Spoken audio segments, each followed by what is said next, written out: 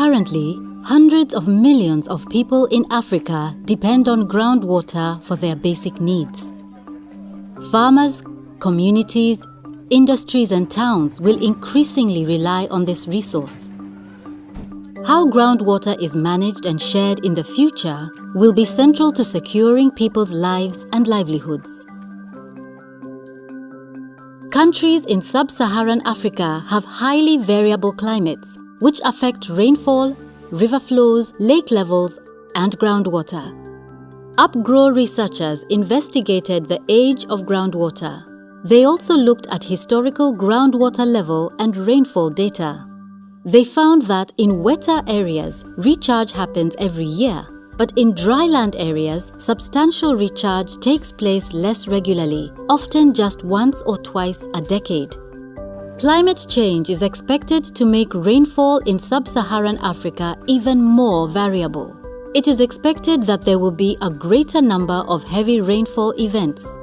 The frequency and intensity of floods, as well as the frequency and duration of droughts, are expected to increase. UPGro research shows that this intensification may favor the recharge of groundwater. Groundwater can provide vital year-round water supplies and is a lifeline for livestock when ponds and rivers are dry. In dry periods, hand pumps are often the only water source available. People depend on them for different water uses. Hand pumps used by rural communities do not withdraw a lot of water, and the shallow aquifers that they rely on generally receive enough recharge. Groundwater needs protection from pollution, and water quality needs to be monitored. In many African cities, groundwater is becoming polluted.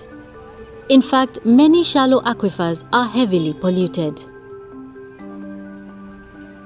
At the scale of the African continent, UPGro research has shown that there has been no substantial decline in the volume of water stored in the major aquifer basins over the last 15 years. However, local contexts do differ. And in some African cities, groundwater levels have fallen because of large-scale localized pumping.